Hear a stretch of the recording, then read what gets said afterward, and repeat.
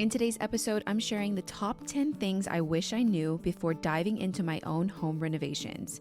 Discover why costs often exceed initial quotes, how compromises in design are inevitable, and why clear communication is key. Don't assume contractors understand your vision. Whether you're gearing up for a major renovation or a simple upgrade, these insights are essential for a smoother journey. Join me for practical tips that could save you time, money, and plenty of headaches. Hello, guys. Welcome back to the With My Own Two Hands podcast. I'm your host, McKenna Lee, and I'm excited for today's episode because it is stemming from the idea for this episode is stemming from the fact that we are almost done with our kitchen renovation. It's been 4 months. It was only going to take about 3 months, but because everything in the kitchen that I wanted was incredibly custom, it could not be really completed in 3 months, and I kind of knew that going into it. But hey, I was hopeful. The plan was originally to have the kitchen renovated and completed before our baby arrived. Now, our baby arrived 5 days early, but we had much more than 5 days worth of work on the renovation to complete. So now we're at the 4-month mark, which was what we had originally thought it was going to take, and we are kind of in the final stretch. We're like in the final week and a half of things that the contractor is going to be working on. So this coming week, we're going to be doing electrical, plumbing. They're going to be polishing the floors, finishing some stucco work on the outside. We got the rest of our countertops in. Appliances are going in. You know, all of those last little things that need to be done are being done. It's really exciting because now having a newborn, it's a lot. Having to wash bottles in your bathroom and have your kitchen in your living room. And it's just, it's taxing, you know? And so I'm glad we're almost at the finish line. Then we can get to decorating. So if you've missed any of the series over on YouTube, I'll leave it linked for you. I have a whole playlist. I'm filming episode 9 of the kitchen renovation. And I knew I was going to have like around a 10 episode series. And it's been so much fun. I hope you guys have enjoyed it if you've been following along. Nearing the end of our kitchen renovation has spawned this idea for this podcast episode. And it is 10 things that I wish I knew before renovating. And that goes for any room in your house. That goes for your house in general. I've now been through it twice and have pretty much lived through both of them, like in the house physically while we're doing renovations. Now, with our cottage property, I didn't live there for part of the time. I actually lived with my parents, and then we were living in a renovation. And if we go back there and sleep there, we are still very much actively in a renovation because I'm doing a lot of the work at that property myself. So it's a little bit different than the renovation that we're doing here at our kind of forever home, because I don't think I'm ever going to be able to leave this house. Although that is what I said about the cottage too. So I think you just naturally fall in love with something that you're working on, and you get really, like me, I get really emotionally attached to it as well. So it's a little different here versus the cottage property, because here I was pregnant when we started the renovation, and we have majority contractor work. There's very minimal things that I actually DIY'd myself for this project and have done so yet. So like I may do a couple more things once they're all done because now I'm not pregnant. But while I was pregnant, it just made sense for us to go ahead and renovate our kitchen and have the contractor help make sure everything was to code, you know, all of the things that, you know, we needed to do here in California. Now versus the cottage property, you know, I did a lot of that work myself and I'm still doing that work myself, and I want to. You know, like that's my project, you know, like that's my way of my therapy. I love to do projects. I love to get my hands dirty and to dive in and actually do things myself. And I've learned so much through this renovation of the kitchen here that I can apply those skills and that knowledge that I've learned to my own projects going forward. So all around a total good decision to renovate our kitchen here.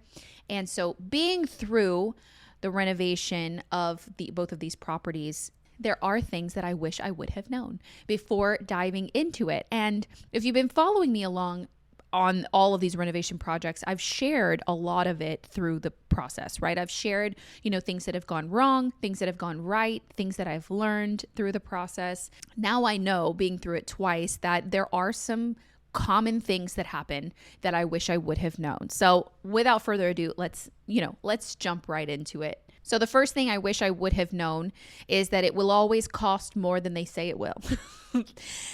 Unfortunately, I feel like obviously when you're renovating something that's already existing. And that could be a house that's very, very old, or that could be a house that is a little newer. Our cottage property was built in the 20s. Our house here was built in the 30s. So we're talking century old properties. And when you're renovating a house that is quite old, you're getting up to I would say 30 years plus, there are just things that come up when you expose a wall or you really dig into it and you're getting into the nitty gritty of the renovation. There are surprises, some things that you might need to fix, whether you maybe have lead paint or asbestos that you're dealing with, which are kind of biggies, or you need to replace plumbing things that you didn't expect. And I understand why it happens and why a renovation may cost more than you originally anticipated. Is because you don't know, and a contractor doesn't know until they dive into a wall or they come across an issue, that there is an issue. When he's coming out to bid a property for, okay, this is how much your renovation is going to cost, he can't see inside the walls. He doesn't have x-ray vision. Do you know what I mean? He can't anticipate what the issues that arise. Now, they do bake in some, cushion for things to happen in some ways. But I always err on the side of okay, if the contractor says it's going to be X amount to do this renovation, I'm going to add at least 10% and allocate 10% on top of that just in case. Not give it to him, just know for my own sake, if this is how much he says it's going to cost X. So if you're renovating, your bathroom, and I'm just throwing random numbers, these aren't going to be how much it actually costs, but let's say he says it's going to cost $5,000 to renovate your bathroom. Okay. I'm going to account for $5,500. So we're going to go up that 10% just to have a little bit more. That's one of the issues that it could cost more, is that there's a surprise. There's an issue that needs to be fixed. Another reason why it could cost more than you anticipated is if you pick a material that they didn't quote for. So I run into this issue a lot where I want materials that are quite pricey and I like, higher end, higher quality materials, and contractors aren't really going to bid that. They're not really going to know that you want that. Or if you're like me, you say it up front. I had a lot of the materials that I wanted picked from the very beginning, what kind of cabinetry wood species we were going to be using, which is a higher quality wood, which is walnut. And it wasn't going to be like a poplar kitchen, and poplar is a lower grade species. So that was baked into the contract. So we knew going in, we were going to use that material. And you could come across things like even the glass that I chose for the kitchen cabinetry that is glass front. I didn't want just clear glass, which is cheaper. I wanted reeded glass, which is a custom glass that they need to order. Things like that if you don't say it up front or you don't know it up front, they can't bid for it. So if there are those things that come up that you want, it's going to be an extra cost and it costs more. So I always allot a little bit for that, because I tend to like higher quality materials. And another thing that will add to the cost and you'll have to pay more is if you change something. So this is called a change order. Let's say they started working on something and it didn't look good. Let's say they were tiling and you decide, my mom, literally perfect example. She is tiling the bathroom in the guest house that she's working on. And she originally was only going to go up the wall, and what they quoted was to only go up the wall with a tile to 8 foot, which is more of a standard height to have when you have a shower in a bathroom. Well, my mom and I both think this way, that we think that it's more designer feeling if the tile goes all the way to the ceiling. And so the ceilings in there are 10 foot. So to add and to do the tile an extra 2 foot just in the bathroom section was going to cost her another $600.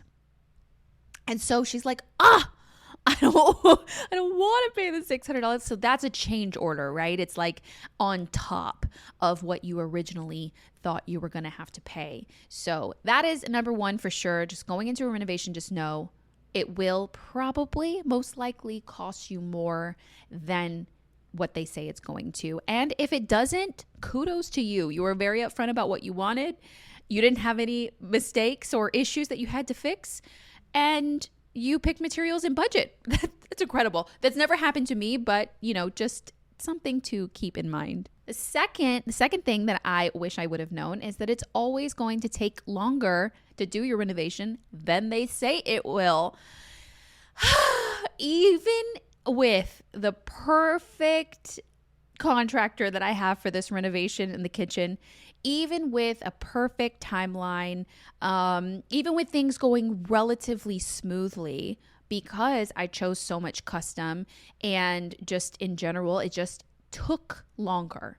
And so we are past the contract date already by 2 days right now. So we have another week to 2 weeks, and I'm hoping that that's all it's going to go over. But it is over the date. So even in the perfect scenario, even moving as quickly as we did in the beginning of the renovation, which I thought we were going to finish even ahead of schedule, which would have been when we were going to have our baby. And even with all of the things working in your favor, it's always going to take longer than you think it's going to. Like even renovating something myself, and was the cottage. I thought max I would be able to renovate the cottage with my own 2 hands, literally, with the help of contractors and some things like electrical and foundational things. And it would take me 2 years. That's a long renovation process. But that's with me doing it myself. I'm only one person and I'm learning as I go. So things take me longer. And so 2 years, it's not even, I'd say the cottage is more like 70% finished actually, because what's left is really interior pretty things like decorating, painting walls, putting up crown molding, and then landscaping the yard. That's really where we're at. It's not like foundational things need to be done or we need to do the plumbing or electrical. All of that stuff is finished. So it really is to the pretty stage. And that really is where it takes me the longest because I want it to be done right. And I want to take my time with it. But still, it took me, I was there in Texas pretty permanently through COVID for 2.5 years. So I was already 6 months over the process.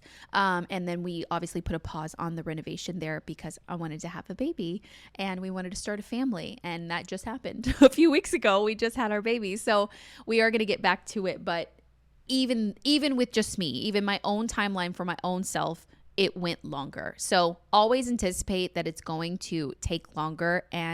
But when you have a contract date, there are things you could do, be like, you can use it as leverage. You can push for it to be like, you're supposed to be done. You can sometimes even save a little money for them going over. They charge you change orders. Why can't you charge them when they don't finish when they're supposed to? That's a whole nother situation. But, just know it's probably going to take longer. So add a little bit of cushion just for your own sanity into it. And I know it's hard. I mean, even when we got to the date, like 2 days ago, when we had the contract date was up, my mental patience was wearing thin, because I was like with a newborn and, like that I'm washing bottles in the bathroom and it's so close to being finished. If they can just come and just finish, and it gets frustrating. And even when I prepare myself mentally, it still gets frustrating. So, it's good to know, but harder to accept truly. The third thing that I wish I would have known is that it won't go smoothly. It won't go as smoothly as you think. There will always be something. So one of the major things that I see of it not going smoothly, and I think maybe it's just more of a frustration for me, is the transition between tradesmen, right? So when one group is working on something and they're finishing up, to transition into the next. Electricians to plumbers, or it's going from plumbers to finishers, or whatever it is. Whoever's passing the baton, or whoever is working on the project while someone else is working on the project. I don't know why they always argue. They always get into it. It's kind of like someone's in your space, like when you're working on something and someone comes in and is working on something different, but they mess yours up, or you feel frustrated by them even being existing in the same room, or that person doesn't work like you, so they're like messier than you are. There's just like they butt heads, and there's a lot of like tension when there's a trade-off between tradesmen. Most of the time, contractors will sub out specific things. So they don't have they have a network of people that work for them, that work on the jobs that they call, but all of these people have their own businesses. So it's more of like, okay, I have this job. Do you want to work on it and bring them in? So they may all know each other, or maybe in passing, but they don't work together. They don't work for the same company. They work for themselves. So it can get frustrating when they're working on the same project and they work differently. And so we've been experiencing a little bit of that over the last week or so, which has been it's always frustrating for me. I'm like, can't they just get it together and stop being children? That's literally what I think. I'm like, can they stop complaining and just get it done? That's my mentality. You know what I mean?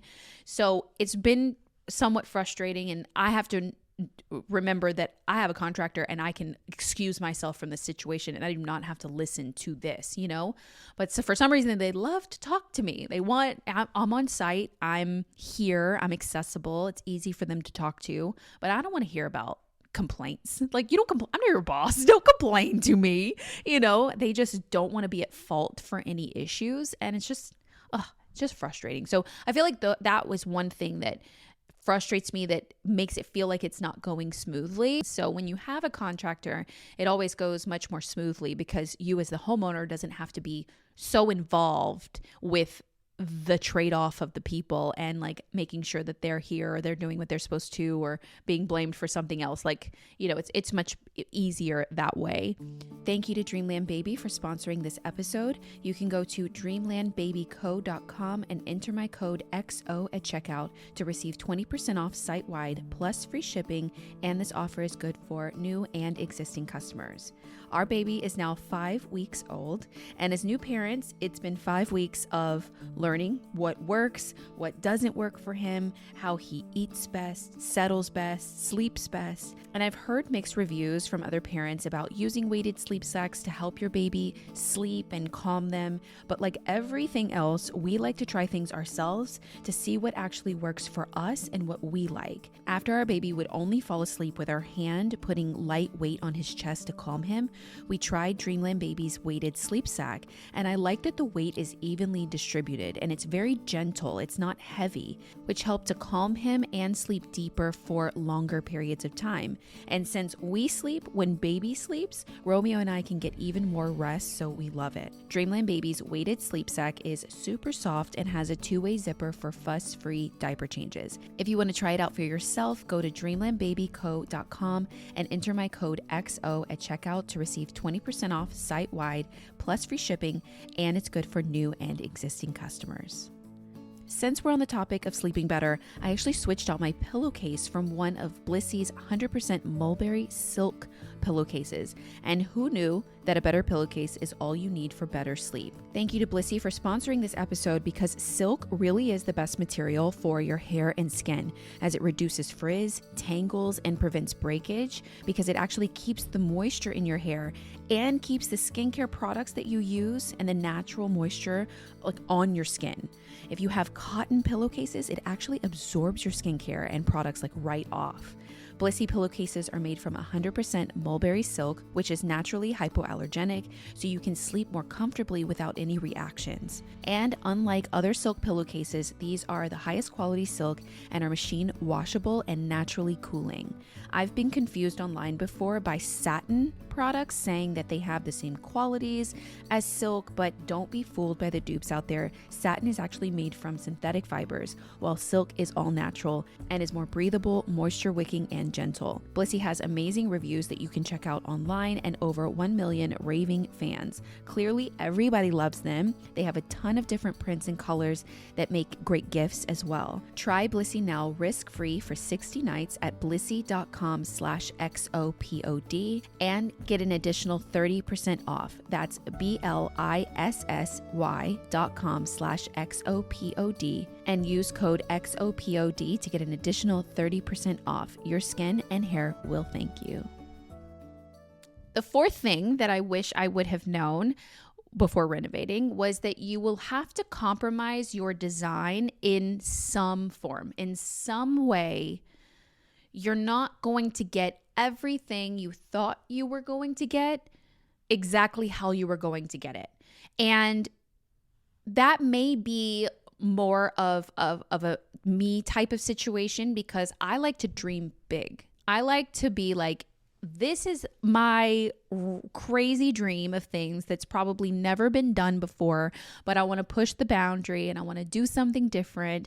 And when you really get into it, you have to figure out what's possible, So that's where I see a lot of the things that I have to compromise on in terms of design. One thing, I'll give you some examples from our kitchen renovation. One thing that I was really, really trying to hold on to and I was adamant about was that our cabinetry went all the way to the ceiling and it actually touched the ceiling and it was super flush. But also I wanted to vault the ceiling. So we have a vaulted cathedral in our kitchen where it goes on an angle at the sides and then it's flat for about 5 foot in the center. And when you put cabinetry in a room that has an odd shaped ceiling, and going back, the reason I did that is to make the whole room feel larger. I wanted the room to feel taller and the ceilings in there are quite short. And so by vaulting it, it gave us more space. It makes the room feel larger and it also matches the living room that I'm sitting in right now, which also has the same ceiling. So it was a design consistency that I wanted as well. Because I had the vaulted ceiling like that and because I wanted the cabinetry to touch it, there was all of these weird angles. And also another hiccup, I was really adamant about having crown molding. These three things combined in design was close to impossible. And I think we figured out that it was impossible in some ways, but it was possible in others. So I had to compromise on something, right? So I was like, okay, I definitely want the vaulted ceiling. I definitely need this room to feel bigger. That's a non-negotiable. Like it has to happen. And I definitely want crown molding. I definitely want it. I think it's going to add that detail to the cabinetry and fit the style and the vibe of our house better. I definitely want it. So what I had to compromise on was the third, which was the cabinets touching the ceiling. Because in some ways it was just impossible. It was hard to get your materials to function that way, specifically the crown molding, or I had to have panels that almost changed the style of the cabinetry. It made it look more mid-century modern over the French that I wanted it to, and have the vintage kind of like character and like lots of detail. All three just wasn't possible. So I had to compromise. So that was one. Another one that I had to compromise in more of a small way was the edges for our countertops and our stone. And I really wanted this really intricate design. And I started feeling like I was going overboard with it. Like instead of making it look really cool and beautiful and like layered and textured, I didn't want to date the kitchen. Feeling dated is bad. Feeling authentic and like old and like you're paying homage to a design is good. But I just didn't want to date our kitchen, if that makes sense. Like I didn't want it to feel like it was out of place and it shouldn't have been that way. And so I kind of pulled back on my own, but also because I felt like it kind of wasn't possible with the tradesmen that we had. I just didn't think that we were going to get to the level that I wanted. So when we were working on the design, I compromised on the edges to make it feel more contemporary, but also get a little bit of design and do what I felt like we were capable of doing. And so it wasn't a huge compromise. I think it worked out better. And Romeo really likes the clean, straight edge of our countertops. But I also got a little design on the backsplash and detail that I really wanted. So it was a good compromise, like it was a happy compromise.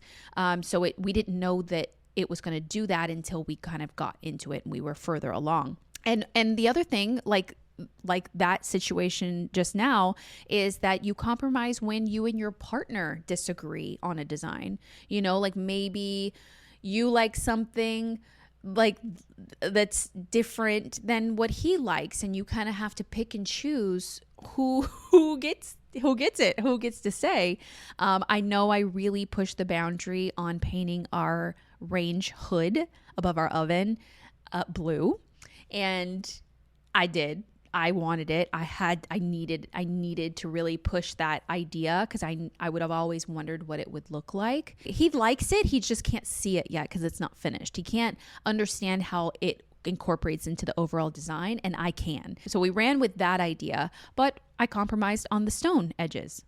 So it's like a give and take. So just know that you're going to have to compromise in some way, but overall, if you feel good about your compromises and you feel okay making those changes, you're really going to get the renovation and the space that you truly want. The fifth thing that I wish I would have known before renovating is that contractors are not designers. They're not. And I think that contractors have a lot of experience in the field and have worked with a lot of materials and have a lot of just like knowledge in a lot of ways. But when it comes to design and getting what you want, it's always advice that I think you should take with a grain of salt and really push for what you want. Because in my experience, every contractor, I've worked with lots of contractors, and so have my parents. And so I've gotten to experience their contractors and now both of mine. And they will give you opinion. And there's no one that gave me more of their opinion than the contractor that we had on the cottage. And he just was there for like up until drywall. So there was like no reason for decor advice or like design advice. But I remember this one instance, and I just remember it so well because he gave me advice. He asked me about my fireplace, what fireplace I wanted. And he was adamant about telling me all of the benefits for this electric fireplace that had a fake flame, and how much he loved it, and how much every client that he has loves it, and I need to get it. And he would send me pictures of it. Like, he was so tied to me having this fireplace. If you haven't seen these types of fireplaces or know the difference between the two, if you have an electric fireplace that has it's not a real flame, it's a like a digital flame over something that's like natural gas powered, or a gas fireplace that has a real flame. I'm sorry, I don't mean to laugh, but I was like, no. Like, it just felt so, they're not for everyone. They're not for me, but some people like them, and that's okay. To me, they feel not authentic. It's not a real flame. It even looks fake. I don't like it. I would never choose to put something like that in one of my designs. And so he was so adamant about it. I was just, and I'm so like, I'm always like afraid. I'm afraid of hurting someone's feelings, and he loved this fireplace, so I was like, I don't want to say that I don't love it and I don't want it. And I would just say things like, I think we're going to go a different direction. I think we're going to, do something like this. He goes, no. You've got to do this one. You're going to love it. You just need to trust me. And I'm like, oh my God, no. Like, I finally had to be like, no, I don't want that. We're going to go with this. I'm going to handle it. It didn't even matter. Like, it wasn't even something that he was doing for me. he just really liked the fireplace. So to each their own, it just wasn't something that I wanted. So that's a design preference. That's a design decision. But on the flip side, my contractor here for the kitchen recommended we do walnut wood for our cabinetry. And that was a great idea. That's something that I hadn't considered before. But because he works with the materials and I wanted something really different, I didn't want to go with, what everyone else was doing, and I wanted a really quality wood. He recommended it and we went with it. So sometimes you just kind of have to take it for what it's worth, and really know what you want and be really confident in it. And then you'll end up getting the kitchen that you want, because at the end of the day, you're the one that's going to live in your house. You're the one that's going to live in your house. They're going to do the project and leave. So what they like might not be what you like. So just try and be as thorough in your design to start with, and then you'll be in a better position to not be swayed one way or another on specific things. The sixth thing that I wish I would have known before renovating is that you will have to make a lot of decisions, a ton of decisions actually, like a lot. And you will doubt yourself a lot because you're trying to make a lot of the decisions about either structural changes or design or what sink you want, what oven you want, what paint color you want, what floor, how are you going to do the floors, what sheen do you want your paint color, all of these things that you're having to make decisions on, and you're having to make them really early in the process. And for someone that's very visual like me, that's really difficult for me. I will doubt it. And as many times as I've renovated or I've done projects, I've gotten better at being confident in my decisions with just more knowledge. But at the same time, I still doubt every decision because I just don't know if it'll be right once all the elements start to come together. The more I push my boundaries too in design, the more I doubt myself. And so with the kitchen design, I wanted the blue hood. I wanted to push my own boundary. I didn't want to play it safe and just paint it the same color as the wall because it would disappear. So I wanted a different element, but it took a huge risk because I'm like, man, if they paint this hood and I don't like it and all the materials don't come together the way that I hope that they will, once we get the stone and once we get the paint color and once we get all of the wood cabinets stained, what if I don't like it? And I took a chance in that area because I was like, it is just paint. It is something that we can just paint again. It's unfortunate, but we can do it again if we need to. And I took a chance and it does look really good. So I'm glad I went with my gut and I'm glad I went with my instinct, but you're going to doubt yourself. And all you can do, really do the best you can, right? You have to make the best decisions that you can and kind of trust it and trust the process and let it play all the way out. Sometimes you'll be quick to make a change or to doubt the process when it's in process. Sometimes you have to let it play out. It's like, okay, you made this decision. Let's say I painted the hood blue, and before I saw the other elements, I was like, no, I'm leaning into my doubt. I can't. I have to play it safe, and I change course. Sometimes you just have to play it out and make the best decision that you can, and know even the best of them, even if you've been doing this forever and you're a designer and you've been doing it for years and years and years, you're always pushing your own boundary. So you're always going to doubt yourself in some way. But that's when the best decisions or the best design comes to life, is because you're not doing something safe. You're not doing something ordinary. Otherwise, you wouldn't doubt it. It would be something you just copied from a picture on Pinterest or something. So just make the best decisions you can, and I think it will all really pan out. The seventh thing that I wish I would have known before renovations, which I kind of knew, I mean, we kind of all get this, is that your life will 1000% be interrupted and disrupted. Renovations, when you're living in them, and even when you're not, you're adopting this whole project and you're bringing all of these people into your home, and you're having to change the way that you live and function for an extended period of time. And so like us, like with a kitchen, we have our kitchen in our living room. We have people in and out of here all day long. I'm constantly having to be on, like it's hard to schedule my own stuff and my own work. Even filming this podcast right now, I'm literally filming this in a window where there just wasn't any people here, but I didn't know that until no one showed up. So it's like constantly there's something happening that is disruptive to your regular life and to routines. And it's inevitable. No matter if you plan ahead for it, if you know, and you really, condition your mind to know that, okay, we're just going to get through this, which is what we did, which we are doing pretty well. Even with all of that, your life is going to be so disrupted. And it's almost like you're taking on another job, like a full-time job, because you have to be so attentive to your contractor, to make changes, to answer questions, all of those things, that you have to add that to the things in your life that you're doing, so that in and of itself can be disruptive, and just something that you have to take on as well. And I may just be saying this because I also have a newborn.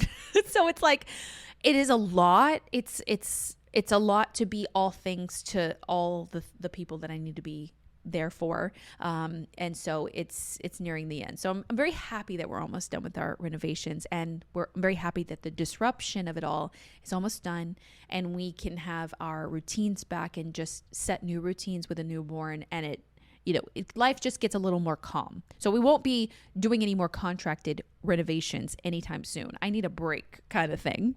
The eighth thing that I wish I would have known before renovating is that it will look worse before it starts to look better. I think that there was a point, maybe about a month into the kitchen renovation, or maybe not even, maybe when they just started ripping it up and tearing out other stuff, because we literally took our kitchen renovation down to the studs. So it was about that time where I was like, oh, what did I do? Kind of like, oh, wow, that kitchen's gone. Like, oh, it's a mess, and it's like, oh my God, like, well, we're in this now. Like, there's no turning back now. We literally have nothing. Like, it's an empty room. It was down to the studs. I mean, it did look worse before it started to look better. And now that we're putting all the pretty back into it, and it's starting to be cleaned up and polished and back to looking even like a kitchen, a pretty kitchen too, it's getting better. So just know that it's going to look like a construction site, and it's going to be messy, and there's going to be stuff everywhere, and a lot of the area around where you're renovating is going to get messed up. Like, we want to power wash the outside from just like drywall dust and concrete mess and things like that. So it will look worse before it gets better, but it does get better. It does. Well, hopefully. But ours is getting better for sure. The ninth thing that I wish I would have known before renovating, and this is a big one. This is one that I learned the hard way, is don't assume that anyone working on your renovation knows what you're talking about. I have run into a situation more times than I can count when I say I want something a specific way. I even provide pictures, and I'm very thorough. You guys know me. If you followed me along on my YouTube journey and my projects, I'm very thorough, and I try to be as clear and concise as possible and give examples. I do the most to try and eliminate any confusion or any issues that we would have. So even as clear as I can be, and I provide pictures and I reiterate what I want multiple times, some people will work on your project that will just say they understand when they really don't. Or maybe they really do think they understand, but they really don't. And so I've run into that like many times throughout working with other people. And I just have to realize that they're not in my head. They don't know and can't see things that are in my head. And it's just, I have to know that I just need to reiterate something I want as many times as possible, and also be very attentive to the project to make sure that I am getting what I want, that there isn't a miscommunication, and I have to just know that I can't assume that they know what I want. I have to say it over again and say it over again, over communicate. I feel like you can't over communicate when you're renovating. You can't say something enough. Even if I've been in a situation before where I'm like, oh, God, I've already told them like 3 times. They're going to get offended if I tell them again. Right? Like we get to that. I'm like, oh my God, if I'm just like harping on this one thing so much and they're like, man, this girl will not just shut up. Like, okay, we get it. Yes, we're giving that to you. Like you cannot over communicate. If you think you're saying something way too many times, it's okay. Just know, let them call you crazy, because at least at the end of the day, you're going to get what you want, and you're going to get the kitchen or the renovation, whatever you're renovating, you're going to get what you want. And then you'll feel good about it, because there's nothing worse than thinking or assuming that they know what you want and know what you mean, and then they don't, and then it's too late to change it. And I've been in that situation before, and that is awful. So you cannot over communicate, and if they get mad, just say McKenna told me to, or something like that. Just say like, oh, like I had to, someone told me to, or blame it on somebody else. Just over communicate. And the 10th and final thing, well, probably not final, but the 10th thing that I have on my list that I wish I would have known before renovating is that you don't get what you don't ask for. I learned that the hard way too. And so I like to do things that have never really been done before. It's not like I have a lot of inspiration pictures or I can show someone exactly what I want most of the time. And so when we just went through our kitchen renovation, I did a lot of special detail things that I've never seen before that I couldn't show them. And it's also something that they've never done before. So when you're collectively doing something that is new and different and pushing the boundaries, it's easy to feel like you feel bad. Like you don't want to add work for them. Like you feel bad asking for something that you want, or maybe you're even getting resistance to it, or maybe you don't feel comfortable asking. I've gotten more confident as I've gotten older and I've gained more experience in this industry, and I've been more confident in my design and my choices. But overall, I've had to really remind myself, I'm like, hey, I'm paying for this. They're not doing this for free. They're not doing me a favor. I'm paying for this. This is my renovation. This is my home. I want what I want. If they're going to charge me more, then they can say it, like, oh, that's going to be extra or whatever. But if I never ask for what I want, I'm never going to get it.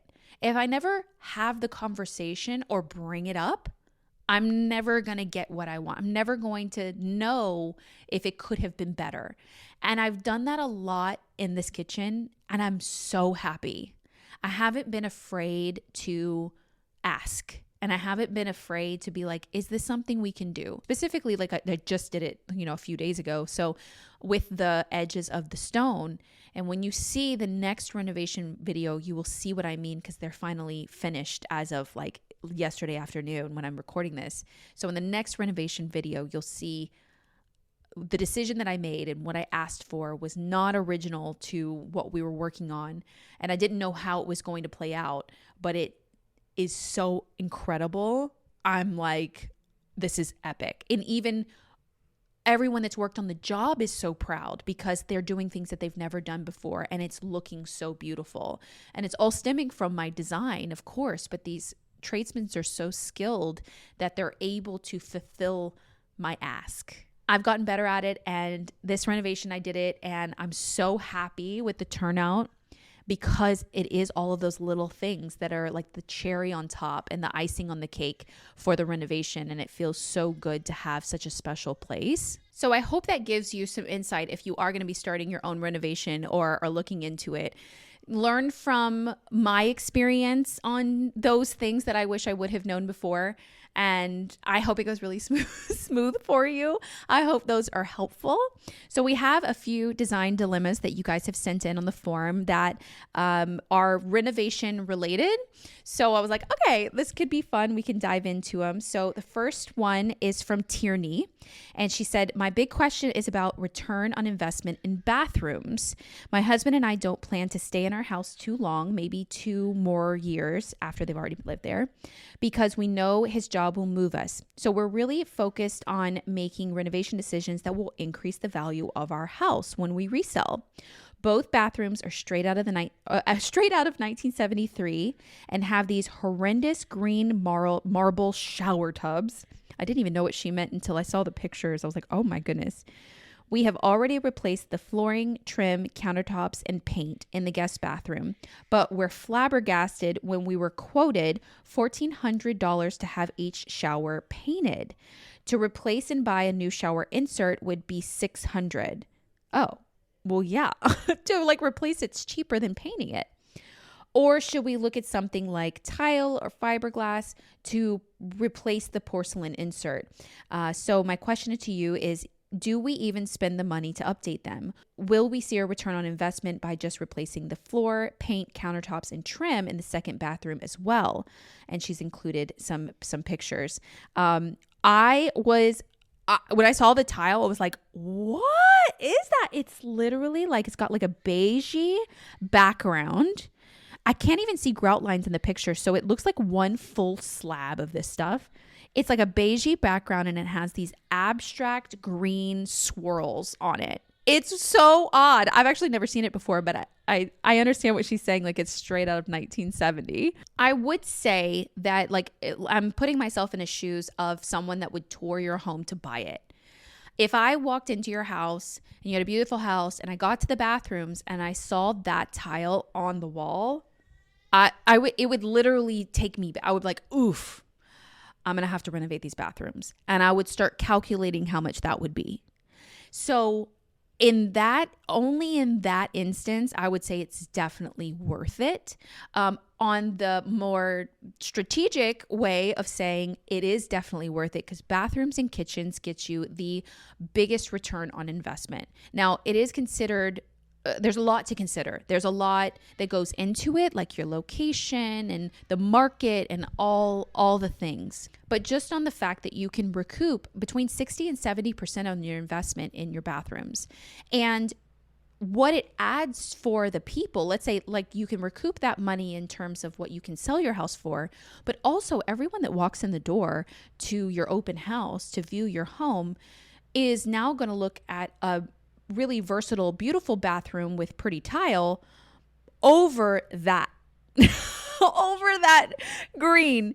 It's very odd. It's very interesting. I'm sorry. I know you didn't do it. Someone in the 70s did that to you. So on that in and alone, if it were me, I would see value in it and I would do it. Now, it's your money. It's your market. You know where you're living. You can 1000% and should consult with a realtor. If you can call a realtor over, or you know one, and you bring them over and be like, point at the tile and be like, if I change this, will we be able to sell my house better? And will it increase what we can price it at? That's your best bet. I'm just going off of what I would look at as a buyer and what I would do if it was my home. Just in terms of like a good remodel can increase your value, a bad remodel can actually hurt it. And I feel like what you have now is great things that you've done to the rest of the space, but that tile is becoming the focal point and it's covering up all the good that you've done in it. So it's like, it's so much of a shocker kind of thing that it's like, I don't even see the rest of the beauty that you've added in. And that's so sad. You know, like you mentioned the brass. You said I channeled you when I picked the brass sink for the guest bathroom, and totally did. But it took me so long to look at it because of the tile. That's just what I would do. I think the best thing that you can do to make yourself feel extra good about it is to consult with a realtor. And then you can decide what you can do. I would opt not to paint it. I don't think that's not going to really last. You're going to have to use an epoxy paint and really prep and prime that tile a lot to have it painted. And then you're really only going to get max 2 years out of it before it starts looking pretty chippy and bad. So I wouldn't go that route at all, especially because it's more expensive. I would go with replacing it, and not the porcelain part on the bottom, if that's what you're talking about. Like, keep the tub, but redo the tile going up the wall. And I would go all the way to the ceiling. I think it looks more designer. Just throwing that out there. The next design dilemma is from Myrana. I'm sorry if I'm butchering it. Myrana. You have a beautiful name. We bought our home in 2021. It was built in the 1980s and never renovated. We did a lot of upgrades ourselves, and it's really nice and cozy in our style, which is minimal rustic country. But we still haven't changed the fluorescent panel lighting in the kitchen. We got burnt out as well and overspent on the money on the renovations and decorating, so we still haven't gotten around to it, and it's so ugly. We put some fake stained glass colored liners over them to try to diffuse the light as a temporary help. I'd be curious if you have any tips on how we can DIY changing it to something better. I'm going to attach a photo. So it's kind of like a drop ceiling. And they did do this a lot in the 80s. It's like a drop ceiling that has a box in the center that is a fluorescent light in the center of it. And so she's come back over and put in some stained glass kind of like inlays so the light shines through the stained glass. I hear you. I don't like those either. I have seen people update that. Fluorescent lighting in homes is never, I can't believe that we went through a phase where that was a thing. But it's never great. It doesn't do anything for the way that you look in the room. It doesn't light up the room very well. It's very odd. I would definitely recommend trying to change it. It would definitely be an eyesore for me and a frustrating part of the design for me. But when you think about it, the fluorescent lights, even though when you look at a fluorescent light and how big it is and substantial it is, it doesn't have that big of an opening. It has probably a standard wire box up there with the electricity coming through it. So it's just the fluorescent fixture itself. And I have seen people, like the inspiration that you sent, I have seen people remove the fluorescent lighting and then just keep the drop ceiling and put a light in it. And I'll put a few pictures on the screen of ones that I found that you could even like do it up a little bit and add in some like wood paneling or add some detail to it to make the drop ceiling look more purposeful. But I would bet if you just get up there and you remove the light, turn off your electricity, don't shock yourself, get up there like me and just remove that light, see what the box is underneath. And I think you can totally transform it on a budget, DIY yourself, just change out the fixture, and it would be really cool. Get you a pretty light, but maybe you have to get an electrician to look at it, but I would definitely change it out to anything that's in your like rustic style for sure. Okay, and our final dilemma is from Esther. She's from Spain. And she says, we recently bought a house and are renovating the kitchen. We don't have the money to do a bathroom renovation, but we need to give it a much needed refresh. The problem is that I'm finding it to be very difficult to find a color palette that will match the pink bathroom fixtures that the house had when we bought it. My idea is to paint the tiles and put some vinyl adhesive tiles on the floor. You can see in the pictures the toilet, shower, and sink is all powder pink. We're going to be keeping the white cabinet where the sink is located since it's in perfect condition, and we have thought about building a cabinet above the toilet like the one in the inspiration picture. The only thing that's going to be replaced is the window. One of my options was to paint the cabinet and use some kind of product like Retique It. Oh, the Retique It like I used in my bathroom. But in Spain, it's very difficult to find the range of products like you have in the US. So I thought about painting the tiles and placing some small pictures as decoration. For the bathtub, we're also going to be putting a glass enclosure, which is better than a shower curtain. So here are the pictures of the pink.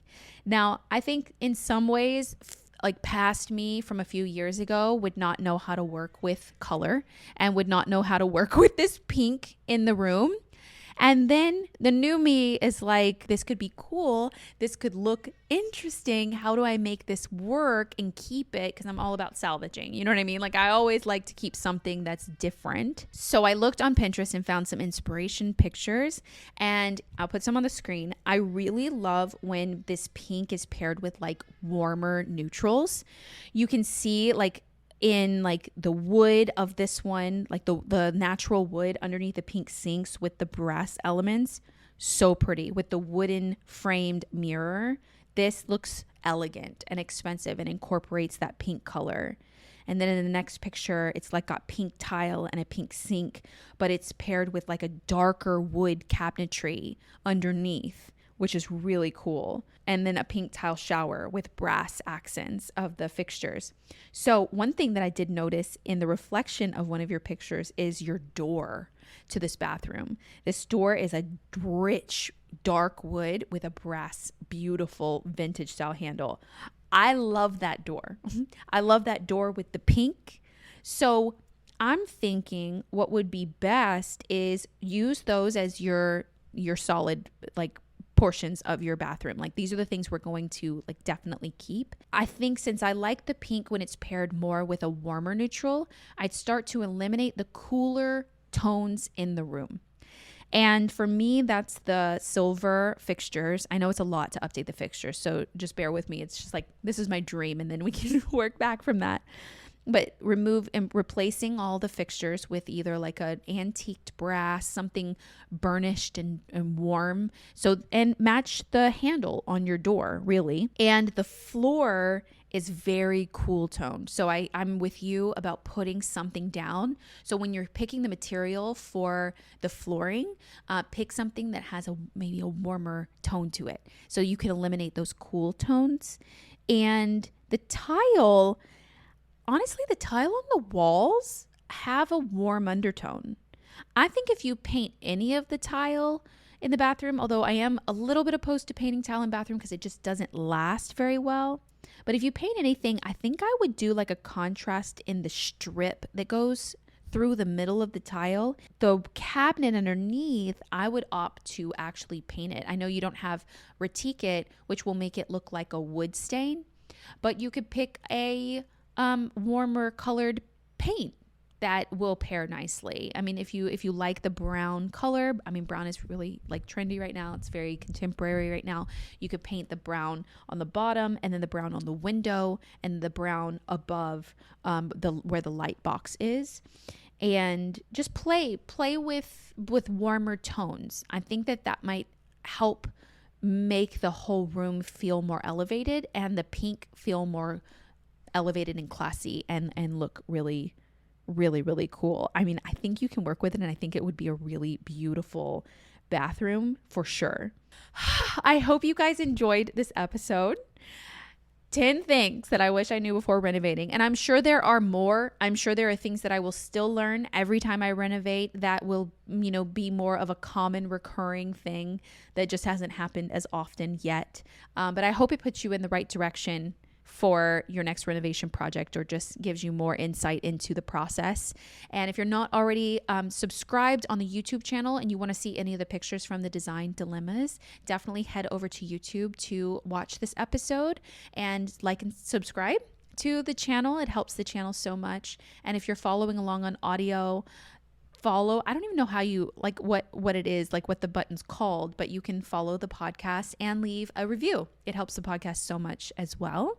And I will see you guys really soon for another episode in 2 weeks, and more kitchen updates over on my main channel on YouTube, and of course my vlog channel. I've got lots of channels. I've got lots of ways that you can get more content. So I'm somewhere. Go over and check it out, and I'll see you guys really soon.